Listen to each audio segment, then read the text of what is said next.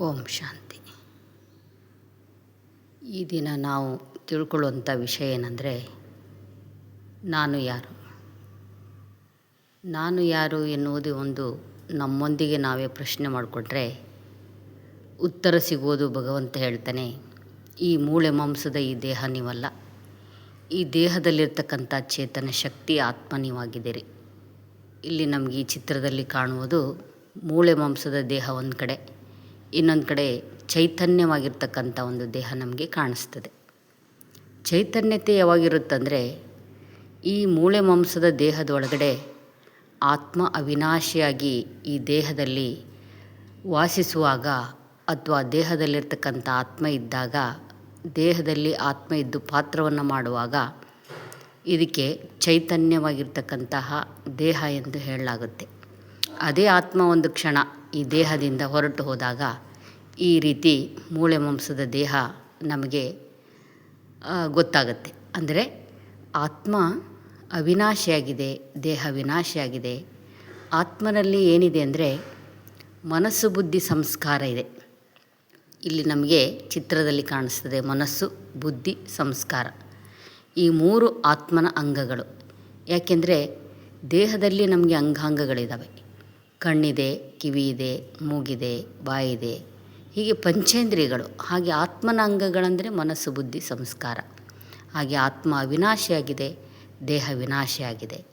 ಯಾಕೆಂದರೆ ದೇಹ ಎನ್ನುವುದು ಒಂದು ಕಾರಿದ್ದ ಹಾಗೆ.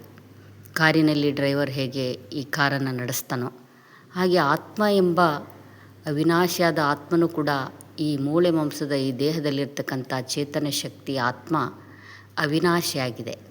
ಇದು ಒಂದು ಗಾಡಿ. ಹೇಗೆ ಡ್ರೈವರ್ ಇಲ್ಲದೆ ಕಾರು ನಡೆಯೋದಿಲ್ವೋ, ಹಾಗೆ ಆತ್ಮ ಇಲ್ಲದೆ ಈ ದೇಹದಲ್ಲಿ, ಒಂದು ವೇಳೆ ಆತ್ಮ ಈ ದೇಹದಲ್ಲಿ ಇಲ್ಲ ಅಂದರೆ ಅಸ್ಥಿಪಂಜರ ಆಗಿಬಿಡುತ್ತೆ. ಇದಕ್ಕೆ ವಿನಾಶಿ ಹೊಂದುವಂತಹ ದೇಹ ಎಂದು ಹೇಳಲಾಗುತ್ತೆ. ಅದಕ್ಕೆ ಆತ್ಮ ಅವಿನಾಶತ್ವವನ್ನು ಹೊಂದಿದೆ. ಇನ್ನು ಆತ್ಮ ಏನಾಗುತ್ತಂದರೆ ಪಾಪಾತ್ಮ ಆಗುತ್ತೆ, ಪುಣ್ಯಾತ್ಮ ಆಗುತ್ತೆ, ಮಹಾನಾತ್ಮ ಆಗುತ್ತೆ, ಕನಿಷ್ಠ ಆತ್ಮ, ನೀಚಾತ್ಮ ಆಗುತ್ತೆ. ಇದು ಆತ್ಮನ ಮೇಲೆ ಹೆಸರು ಈ ರೀತಿ ಬರುತ್ತೆ. ಅಂದರೆ ಆತ್ಮ ಮಾಡಿರ್ತಕ್ಕಂಥ ಪಾಪ ಪುಣ್ಯಗಳ ಕರ್ಮದ ಅನುಸಾರವಾಗಿ.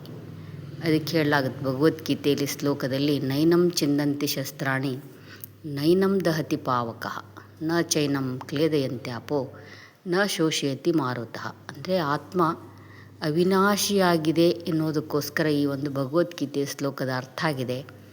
ಆತ್ಮವನ್ನು ಯಾವುದೇ ರೀತಿಯ ಅಸ್ತ್ರಶಸ್ತ್ರಗಳಿಂದ ಕತ್ತರಿಸಲಿಕ್ಕೆ ಸಾಧ್ಯ ಇಲ್ಲ, ನೀರಲ್ಲಿ ಮುಳುಗಿಸ್ಲಿಕ್ಕೆ ಸಾಧ್ಯ ಇಲ್ಲ, ಬೆಂಕಿಯಲ್ಲಿ ಸುಡಲಿಕ್ಕೆ ಸಾಧ್ಯ ಇಲ್ಲ. ಆದ್ದರಿಂದ ಆತ್ಮ ಅವಿನಾಶಿಯಾಗಿದೆ, ದೇಹ ವಿನಾಶಿಯಾಗಿದೆ.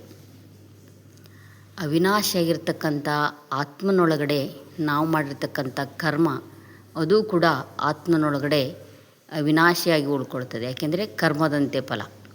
ನಾವೇನು ಒಳ್ಳೆಯದನ್ನು ಮಾಡ್ತೇವೆ ಅದನ್ನು ನಾವು ಪಡ್ಕೊಳ್ತೇವೆ, ಕೆಟ್ಟದ್ದನ್ನು ಮಾಡಿದ್ದನ್ನು ಅದನ್ನು ನಾವು ಪಡ್ಕೊಳ್ತೇವೆ. ಅದಕ್ಕೆ ಅವಿನಾಶಿಯಾದ ಆತ್ಮ. ಇನ್ನು ಮುಂದಿನ ವಿಷಯವನ್ನು ಇನ್ನೂ ಹೆಚ್ಚು ಇದರಲ್ಲಿ ನಾವು ತಿಳ್ಕೊಳ್ಬೇಕಾಗಿದೆ. ಓಂ ಶಾಂತಿ.